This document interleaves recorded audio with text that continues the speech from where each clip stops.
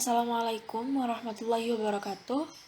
Di video kali ini, saya akan menjelaskan tentang strategi bisnis dan pemasaran. Masuk ke subbab yang pertama, yakni strategi bisnis. Nah, apa itu strategi bisnis? Menurut Porter, strategi bisnis adalah sekumpulan pilihan terintegrasi yang menentukan bagaimana Anda akan mencapai performa superior di tengah persaingan dengan hasil akhir berupa keuntungan yang bertahan dan bertumbuh. Sedangkan Johan merumuskan strategi yang kompatibel untuk memulai sebuah perusahaan startup berupa Six Hungry Startup Strategy Choices. Keenam strategi itu meliputi: yang pertama ada menetapkan tujuan. Nah, tujuan bisnis haruslah dapat menjadi panduan perusahaan dalam bertindak dan mengambil keputusan dalam mencapai realita yang konsisten, sukses, dan bermakna. Guna mencapai hasil yang sukses, perusahaan harus mengomunikasikan mengapa keberadaan bisnis ini penting dan apa yang mereka perjuangkan. Yang kedua adalah memilih pasar. Nah, dalam memilih pasar ini haruslah relevan agar kita tidak menemui jalan buntu. Nah, lalu yang ketiga ada meningkatkan modal. Nah, di sini meningkatkan modal itu bisa juga dengan cara yang tidak biasa. Mungkin mendapatkan pinjaman dari bank, kemudian bisa juga dari menjual saham, dan lain sebagainya. Nah, yang keempat ada membangun tim. Saat melakukan proses perekrutan pegawai, sebisa mungkin kita mencari pegawai yang memang memiliki hasrat untuk bekerja sama dengan kita dan membangun bisnis yang ada. Yang kelima ada memperoleh pasar. Nah, di sini kita bisa menggunakan media sosial sebagai media untuk promosi produk kita. Misal, ketika kita membuat sebuah produk, maka kita bisa mengiklankannya. Kita bisa membuat konten akan produk tersebut sehingga pangsa pasar kita meluas dan ditonton oleh orang banyak sehingga menghasilkan efek snowball. Yang terakhir ada beradaptasi pada perubahan. Nah, jangan lupa untuk memperluas pangsa pasar kita, misalnya membuka pasar di luar negeri. Namun jangan lupa dengan perbedaan budaya yang ada. Di situ kita harus bisa beradaptasi dengan budaya negara lain atau pasar baru kita. Masuk ke subbab yang kedua, yaitu strategi pemasaran. Untuk melancarkan strategi pemasaran kita, ada 4 langkah yang harus kita lakukan terlebih dahulu. Yang pertama, yakni riset pasar. Nah, di sini riset pasar itu meliputi pengumpulan informasi tentang kebutuhan pelanggan saat ini dan calon pelanggan potensial kita. Biasanya bisa digunakan melalui kuesioner ataupun survei. Yang kedua, ada analisis situasi persaingan. Di sini berfungsi untuk memperkirakan seberapa besar kekuatan dan kelemahan produk-produk atau jasa yang sudah berkompetisi di pasar dan seberapa besar daya saing produk atau jasa kita dibanding dengan yang lain. Nah, kita bisa menganalisis dari sisi faktor harga, pelayanan, pemberian garansi, dan hal-hal lainnya yang berhubungan dengan prospek ke depan. Yang ketiga ada merancang strategi pemasaran atau marketing. Marketing sendiri adalah suatu proses penciptaan dan penyampaian barang dan jasa yang diinginkan pelanggan yang meliputi kegiatan yang berkaitan dengan menarik dan mempertahankan pelanggan. Nah, biasanya marketing yang berhasil itu adalah memahami siapa sih pelanggan kita, apa kebutuhannya, permintaannya bagaimana, dan keinginannya bagaimana. Selain itu, kita juga bisa memberikan jasa seperti kecocokan dan sesuatu yang bernilai bagi pelanggan sehingga mereka mau datang kembali. Yang keempat ada segmen pasar. Segmen pasar adalah sekelompok pelanggan tertentu yang mempunyai respon yang relatif sama terhadap stimulasi pemasaran. Kelompok ini biasanya memiliki karakteristik, kebutuhan, dan keinginan yang relatif sama sehingga akan memberikan respon yang sama pula. Nah, biasanya seorang wirausaha yang baru janganlah terlalu berambisi untuk melayani semua segmen atau lapisan masyarakat. Ia perlu berfokus pada sasaran pasarnya. Lalu bagaimana sih cara menentukan segmen pasar kita? Yang pertama, buatlah daftar semua segmen pasar yang ada, entah berdasarkan jenis kelamin, usia, pendapatan, profesi, pendidikan, dan lokasi tempat tinggal. Yang kedua, tentukan segmen pasar Anda. Dalam menentukan segmen pasar, sebaiknya Anda mempertimbangkan hal-hal berikut ini. Yang pertama adalah pilih segmen yang masih sepi pemain. Nah, kenapa? Di sini otomatis kita itu tidak perlu rebutan pelanggan dengan kompetitor kita. Yang kedua ada pilih yang paling Anda kuasai. Maksudnya di sini adalah segmen pasar yang paling kita kenal. Kalau yang terakhir, pilih yang potensi pasarnya masih akan terus berkembang karena ini akan berhubungan dengan going concern dari usaha kita. Nah, langkah yang ketiga yaitu tentukan harga. Nah, harga ini biasanya yang dapat diterima oleh segmen kita. Lalu lokasi yang mudah dijangkau serta metode distribusi yang perlu kita gunakan itu bagaimana. Lalu yang terakhir ada jenis promosi. Promosi yang tepat dan sesuai dengan karakteristik segmen kita. Nah, selanjutnya ada faktor-faktor yang perlu diperhatikan dalam menentukan segmen pasar bagi perusahaan rintisan. Yang pertama ada target pasar. Nah, untuk menentukan segmen pasar kita bisa menentukan berdasarkan yang pertama ada segmentasi pelanggan. Jadi kita lihat dulu, kita identifikasi, kita mau memasarkan produk kepada grup yang akan menjadi konsumer berat. Lalu yang kedua ada segmentasi produk. Jadi di sini mengidentifikasi dan memasarkan penjualan produk atau jasa terbaik yang ada untuk mendapatkan pangsa pasar sebelum memasarkan produk apapun yang baru. Lalu ada segmentasi geografis, mengidentifikasi dan memasarkan produk ke daerah-daerah geografis tertentu yang berisi konsumen berat. Yang kedua ada marketing mix, di mana bertujuan untuk memenuhi kebutuhan masing-masing sasaran pasar. Di sini ada 3. Yang pertama produk atau jasa yang ditawarkan. Nah, apakah di sini apakah kita akan menghasilkan produk atau jasa khusus bagi pelanggan tertentu atau kita akan menghasilkan produk atau jasa yang lebih umum untuk berbagai macam orang. Jadi jangkauannya lebih luas gitu. Yang kedua ada promosi. Di sini promosi ini bagaimana kita akan menggunakan media, cara yang tepat, mau pakai yang bagaimana untuk melakukan kegiatan promosi. Yang terakhir ada harga. Nah, harga produk atau jasa itu harus kompetitif meskipun perusahaan rintisan itu seringkali ya mendapatkan keuntungan sedikit lebih banyak karena pelayanan individu yang mereka tawarkan. Yang terakhir ada 4P atau taktik pemasaran di lapangan. 4P ini terdiri dari yang pertama ada produk, yaitu barang atau jasa yang digunakan untuk memuaskan kebutuhan pelanggan. Yang kedua ada price atau harga, di mana harga ini akan mempengaruhi baik penjualan maupun laba kita. Lalu yang ketiga ada place atau tempat, lokasi, berarti di mana pelanggan bisa mendapatkan barang dan jasa tersebut.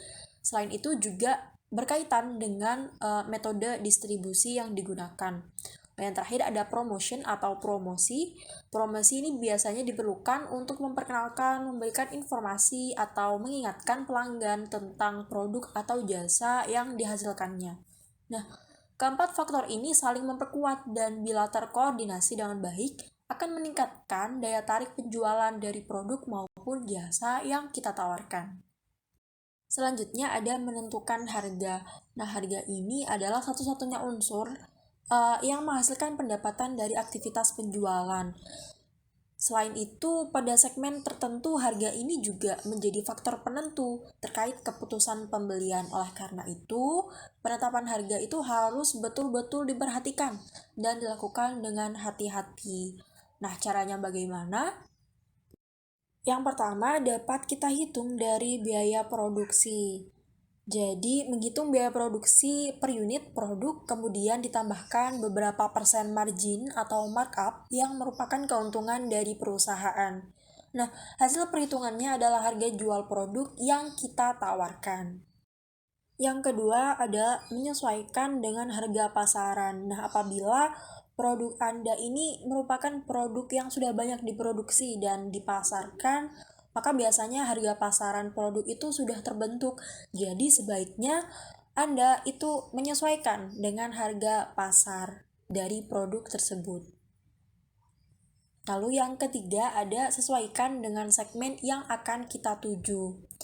Nah, apabila Anda ini membidik segmen yang sensitif terhadap harga, maka harus benar-benar memperhitungkan harga jualnya tuh bagaimana.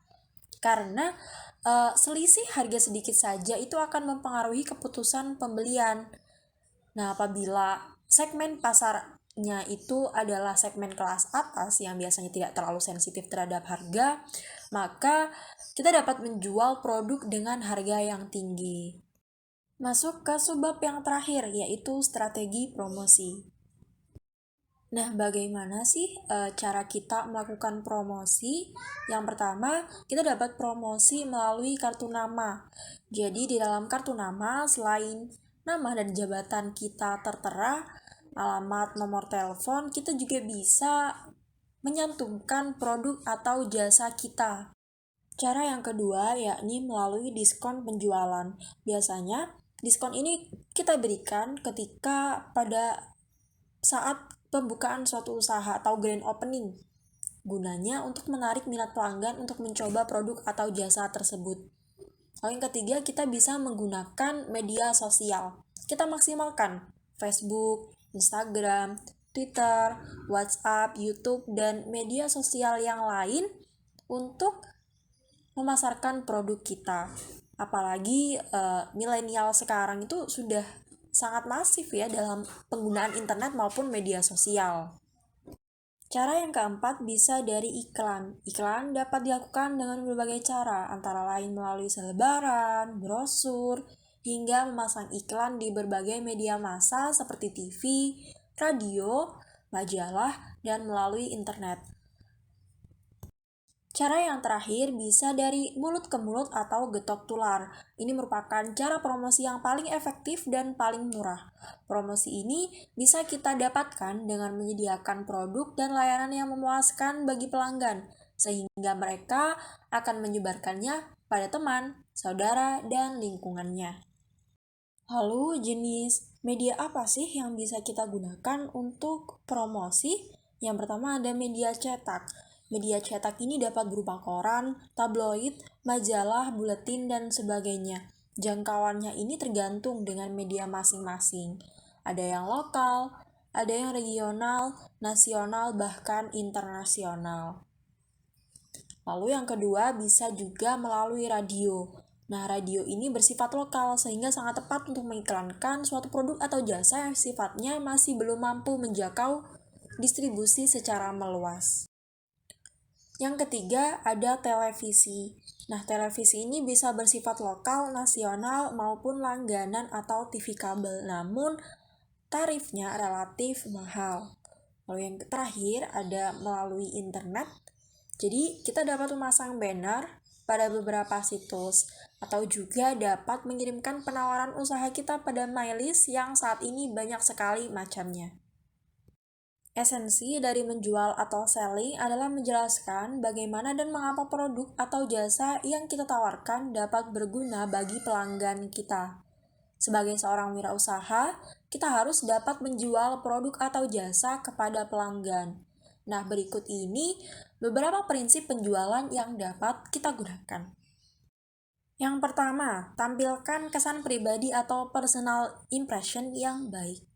Nah, pada waktu kita menawarkan produk atau jasa, kita harus memberikan kesan yang baik kepada pelanggan. Jadi, persiapkan diri kita sebaik-baiknya, jangan lupa tampil dengan rapi dan bersih. Lalu yang kedua, pandanglah aktivitas menjual seperti mengajar. Nah, hal ini berarti jelaskan produk kita itu dengan senang hati pada pelanggan. Lalu yang ketiga, ada percayalah pada produk dan jasa kita. Saat kita menjual produk atau jasa, maka kita harus mempercayai bahwa produk atau jasa tersebut memang berguna dan bernilai tinggi. Karena kepercayaan ini akan mempengaruhi penyampaian kita kepada pelanggan. Yang keempat, pahamilah produk atau jasa. Nah, produk atau jasa adalah modal utama kita, karena itu adalah yang akan kita tawarkan kepada pelanggan. Nah, maka dari itu kita harus menguasai dan memahaminya. Lalu yang kelima, ada pahami medan yang akan kita hadapi. Misalnya pesaing kita. Nah, ibarat kita ini akan berperang ya, maka kita harus mengetahui medan yang akan kita hadapi. Dengan mengetahui medan yang akan kita hadapi, maka kita akan lebih siap dalam menghadapi segala kemungkinan. Lalu yang keenam, pahamilah pelanggan kita.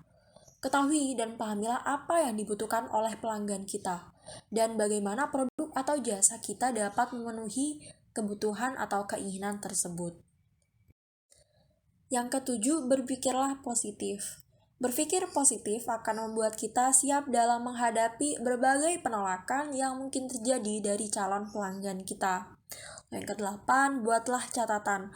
Jadi sebaiknya kita membuat catatan tentang hal-hal penting seperti tentang tagihan atau kwitansi pembayaran. Lalu yang kesembilan, buatlah janji terlebih dahulu. Sebelum kita menemui calon pelanggan, sebaiknya kita buat janji terlebih dahulu. Karena biasanya orang akan lebih nyaman ketika mendengarkan tawaran dari orang yang akan menjual suatu produk atau jasa, itu karena memang telah menyediakan waktu untuk itu. Menyediakan waktu untuk mendengarkan. Yang terakhir, selalu melakukan kontak dengan pelanggan dan calon pelanggan potensial kita. Nah, apabila sudah melakukan proses penjualan, sebaiknya kita selalu mempertahankan dengan menjaga hubungan dengan pelanggan. Misalnya dengan mengirim kartu ucapan, selamat hari raya, dan sebagainya. Intinya, jangan sampai kita putus hubungan dengan pelanggan kita. Daya saing bisnis sangatlah penting dalam keberhasilan suatu usaha. Suatu usaha dikatakan memiliki daya saing bila pelanggannya memperoleh kesan bahwa produk atau jasa tersebut lebih baik daripada produk atau jasa yang ditawarkan oleh pesaing. Untuk menciptakan persepsi ini, kita dapat melakukan dengan berbagai cara. Antara lain, yang pertama, menawarkan harga terendah. Nah, cara ini adalah cara paling mudah karena pelanggan juga bisa langsung membandingkannya. Nah, metode ini cocok untuk produk yang sudah umum dan perputarannya cepat. Namun, tetap memiliki resiko, yaitu akan terjadi perang harga yang akan merugikan Anda sebagai pemilik usaha. Selain itu, cara ini biasanya paling efektif dilakukan pada segmen yang sensitif terhadap harga. Yang kedua, membangun kedekatan atau relationship dengan para pelanggan. Cara ini merupakan cara yang relatif lebih murah daripada cara pertama. Dengan membangun kedekatan dengan para pelanggan, biasanya para pelanggan akan mengingat kita bila mereka membutuhkan produk atau jasa yang kita tawarkan. Yang ketiga, penitik beratan pada pelayanan. Pelayanan yang bagus akan membuat pelanggan Anda betah dan akan kembali kepada Anda. Yang keempat, ada keluasan organisasi atau manajemennya. Nah, dalam hal yang dimaksud keluasan ini itu adalah menerima komplain dari pelanggan.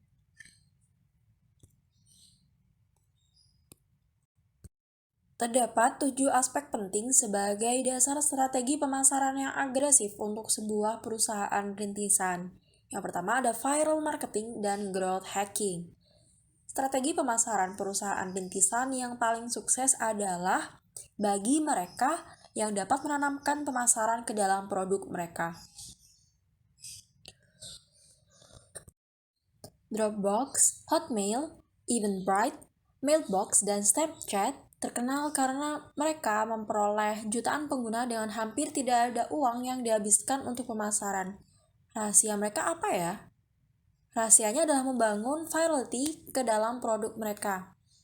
Kemampuan perusahaan rintisan untuk membangun virality tergantung pada dua variabel, yaitu waktu dan koefisien viral, atau jumlah pengguna baru yang dihasilkan oleh setiap pengguna. Lalu bagaimana kita menanamkan pemasaran ke dalam produk kita? Nah, Setiap perusahaan rintisan adalah unik, sehingga strategi paling efektif adalah membuat produk yang layak untuk direkomendasikan. Jika setiap pengguna tunggal merekomendasikan 2 pengguna baru, artinya pertumbuhan eksponensial sedang berlangsung. Yang kedua ada Conversion Rate Optimization atau CRO. CRO adalah ilmu yang memahami mengapa pengunjung Anda tidak berkonversi menjadi pelanggan, dan kemudian meningkatkan pesan atau nilai proposisi untuk meningkatkan tingkat konversi ini, yang dimulai dengan memahami pengunjung dan keluhan mereka.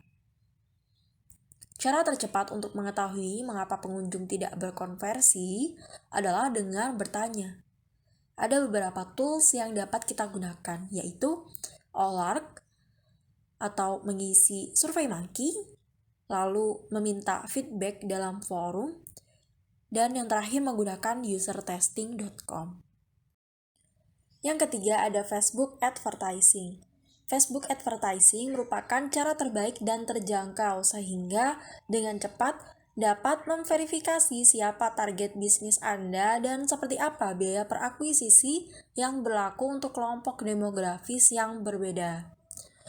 Lalu yang keempat ada install Customer Feedback Loop. Jadi meminta para pengguna untuk memberikan umpan balik dalam bentuk formulir yang sederhana tidak akan cukup. Kebanyakan orang lebih memilih untuk tidak memberikan umpan balik. Nah, di situ gunakanlah insentif, bertemu dengan users, baik online maupun offline, dan gunakan data perilaku pengguna untuk mengetahui kapan pengguna meninggalkan landing page, dan yang paling penting cari tahu penyebabnya. Yang kelima ada difusi inovasi. Jika suatu perusahaan rintisan ingin memiliki pangsa pasar mayoritas, strategi peluncuran awal dan pesan yang dibawa harus menarik bagi inovator dan pengadopsi awal. Setelah perusahaan rintisan memiliki sejumlah studi kasus, testimoni dan inovator yang dihormati berkicau memuji perusahaan rintisan, maka saatnya untuk mendekati pasar mayoritas yang lambat laun akan mengikuti kita. Yang keenam ada why, what, and how. Simon Sinek dalam bukunya Start with Why menyatakan bahwa jika kita ingin menginspirasi seseorang untuk mengambil tindakan, kita harus memulai dengan menjelaskan mengapa kita melakukan apa yang kita lakukan, tidak apa yang kita lakukan atau bagaimana kita akan melakukannya. Lalu yang terakhir ada diferensiasi dalam pemasaran. Nah, strategi diferensiasi pemasaran adalah strategi merancang serangkaian perbedaan yang bernilai dengan tujuan untuk membedakan penawaran produk kita dari penawaran perusahaan pesaing. Jadi sebisa mungkin pemasaran yang kita gunakan itu berbeda dengan kompetitor kita. Sekian pembahasan strategi bisnis dan pemasaran. Sampai jumpa di pembahasan Technopreneurship berikutnya. Terima kasih.